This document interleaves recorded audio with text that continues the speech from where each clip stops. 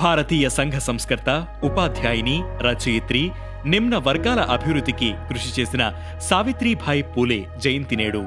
భారతదేశంలో ఆడపిల్లల చదువు, వారి అభివృద్ధి కోసం సావిత్రీబాయి పూలే ఎంతో కష్టపడ్డారు.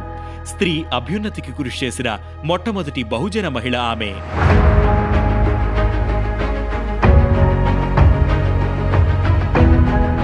19వ శతాబ్దం నాటి అసంబద్ధ సామాజిక వ్యవస్థలో మహిళా సామాజిక చైతన్యాన్ని ఎవరూ ఊహించరు. తన భర్త జ్యోతిరావు పూలేకు తోడుగా నిలవడంతో పాటు నా ధర్మాన్ని నేను నిర్వర్తిస్తానని మహిళలకు విముక్తి కల్పించిన గొప్ప యోధురాలిగా నిలిచారామె. సావిత్రీబాయి పూలే 1831వ సంవత్సరం జనవరి 3న మహారాష్ట్రలోని సతారా జిల్లా నయాగావ్ గ్రామంలో జన్మించారు. 9వ ఏటనే 14 ఏళ్ల జ్యోతిరావు పూలేతో వివాహమైంది. జ్యోతిరావు పూలే అడుగుజాడల్లో నడిచి సమాజ స్థాపన కోసం అనునిత్యం ప్రజలను చైతన్యం చేసింది సావిత్రీబాయి పూలే. ఒక్క మాటలో చెప్పాలంటే భర్త జ్యోతిరావు పూలే వెలిగించిన జ్ఞాన జ్యోతి ఆమె. శూద్రులకు, అంటరాని వాళ్లకు, స్త్రీలకు విద్యను అందించాలని ఏకైక లక్ష్యంతో 1848లో పూణేలోని బుధవార్పేటలో తాత్యా సాహెబ్ భీడే అనే బ్రాహ్మణుడి ఇంట్లో బాలికల పాఠశాలను స్థాపించారు. పాఠశాలకి వచ్చిన బాలికలకు చదువు విలువ చెప్పి వారిని చైతన్యవంతుని చేసింది సావిత్రీబాయి. 1851లో పూణేలో రస్తాపేటలో బాలికల కోసం మరో పాఠశాలను ప్రారంభించారు పూలే దంపతులు. సావిత్రీబాయి ప్రజల్లోకి వెళ్లి తన ఉపన్యాసాలతో మహిళలను చైతన్యపరిచేది. 1852లో ఆమె తిల్గుడ్ సమారోత్సవ్ ఏర్పాటు చేసింది.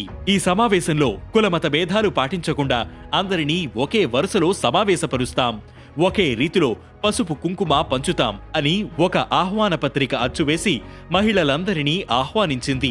ఆనాటి పరిస్థితుల్లో ఈ ఆహ్వాన పత్రిక అందరిలోనూ విప్లవాత్మకమైన చర్చకు దారితీసింది. కుల మత భేదాలు లేని సమాజం గురించి ప్రజలు ఆలోచించడం ప్రారంభించారు. అంతేకాకుండా మహిళల స్థితిగతులు మార్చే ప్రక్రియలో భాగంగా మహిళా సేవా మండల్ స్థాపించి మహిళా సాధికారతకు ప్రయత్నం చేసింది.